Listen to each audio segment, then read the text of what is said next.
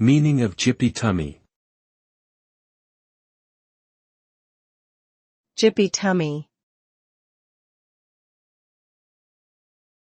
Gyppy tummy. Gyppy tummy. Gyppy tummy.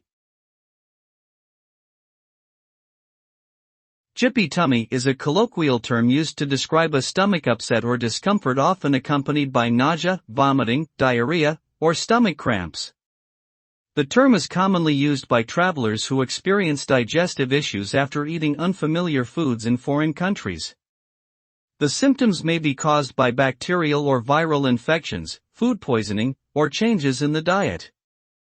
Treatment may involve drinking plenty of fluids, avoiding solid foods, and taking anti-diarrheal medications. In severe cases, medical attention may be necessary.